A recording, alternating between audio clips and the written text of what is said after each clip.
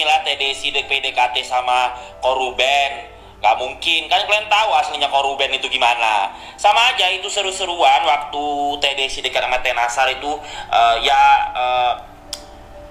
canda-candaan, main-mainan gitu, lucu-lucuan aja. Nggak apa-apa sih, itu sama aja nanti kalau kalian lihat gue dekat sama ini, gue dekat sama ini, gue dekat sama itu. Kalau misalnya seru-seruan juga sah. Terus kalau serius juga sah gitu kan, nggak merugikan kalian raya-raya jelita di kampung Nanjori Mato, guys. Di industri ini penting adanya sensasi, tidak hanya harus selalu karya, karena kalau karya-karya terus nanti orang bosen gitu kan. Lagi pula kan raya-raya jelita kita ini memang karena hidupnya udah melurut, berat, pusing dengan kerjaannya, mereka butuh yang hiburan. Kalau karya yang serius-serius monoton di atas panggung cuma nyanyi kayak patung diam aja, orang bosen gitu ya kan. Kalau misalnya di Konoha ini memang harus ada sensasi. Jadi nggak apa-apa Koruben itu kalau buat main-mainan PDKT sama TDC, dan nggak apa-apa juga seseorang itu terkenal dari media sosial. Itu hebat karena hanya 1.000 orang yang bisa sukses terkenal di TikTok ini dari 300 juta penduduk. Susah. Karena kalau lu mau gila-gila jadi artis, lu mau sampai kapan kepake? Kan bakal terganti. Salah satu pendapat dari TikTokers ya yang selalu membahas tentang artis. Jadi katanya antara Ruben Onsu dan Desy Ratnasari itu hanya sekedar sensasi dengan tujuan untuk tetap eksis di dunia entertainment.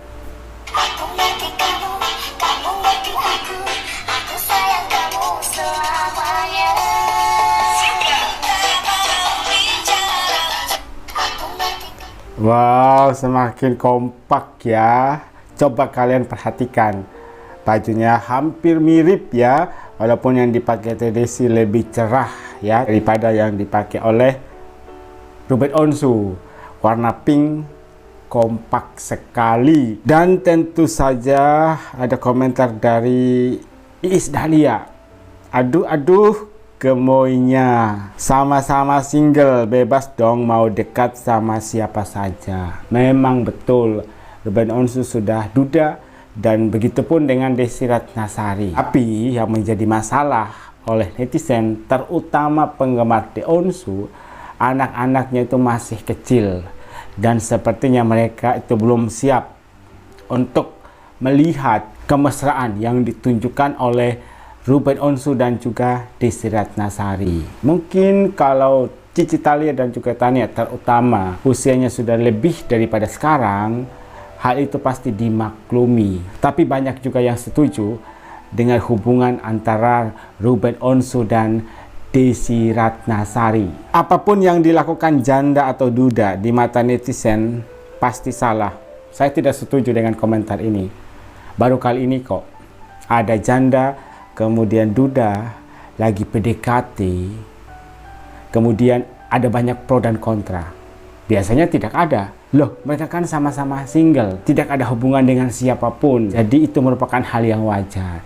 Tapi yang menjadi pertimbangan dari netizen yang kontra hanya karena anak-anak mereka masih kecil, guys. Nggak ada yang lain. Kemudian di sini ada narasi.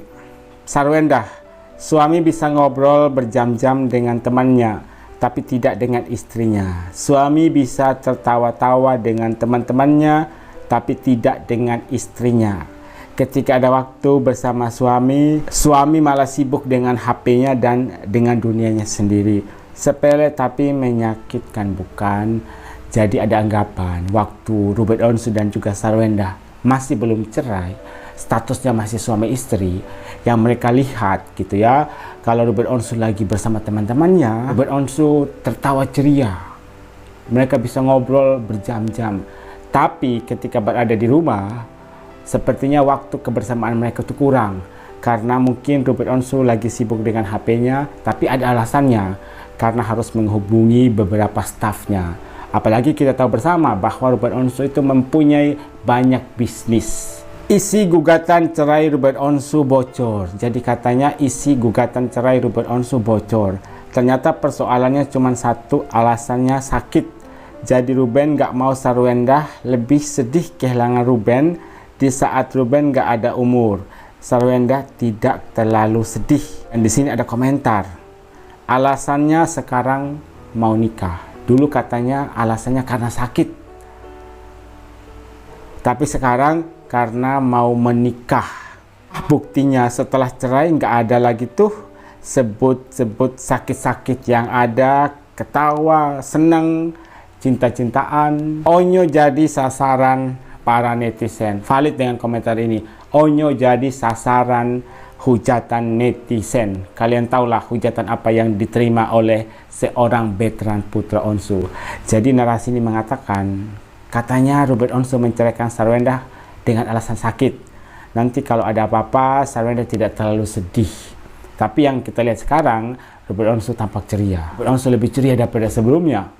Sumringah, wajahnya lebih segar, dan lagi PDKT dengan Desi Ratnasari, bahkan dikabarkan sudah berpacaran. Kemudian ini yang menjadi pembahasan saya. Kalian masih ingat nggak di acara talk show Pagi-Pagi Ambiar? Nah, di situ kan Robert Onsu membeberkan alasan Robert Onsu memilih Desi Ratnasari.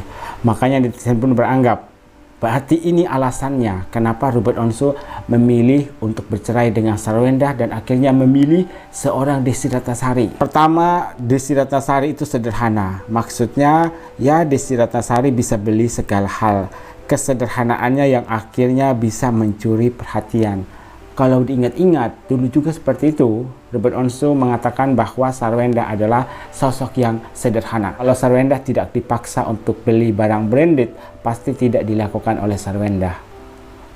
Dan pada akhirnya Robert Onsu sendiri yang membelikan barang-barang branded untuk Sarwenda. Pintar dalam segala hal, bisa menempatkan diri sebagai seorang ibu untuk Nashwa. Pintar saat bersosialisasi ke siapapun. Sebelumnya juga Robert Onsu memuji Sarwenda sebagai seorang sosok ibu yang luar biasa untuk ketiga anak-anaknya. Dan yang kalian lihat sekarang, baik Onyo, Thalia, dan Tania tumbuh menjadi anak-anak yang luar biasa. Tetap seorang Desi Ratnasari, dia punya nama besar, humble-nya dia yang bagus. Satu lagi buat gue, penting banget, cantik dari dalam.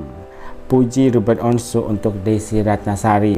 Jadi Desi Ratnasari itu cantik dari dalam, inner beauty dari dalam. Kata-kata Desi Ratnasari pintar bersosialisasi kepada siapapun.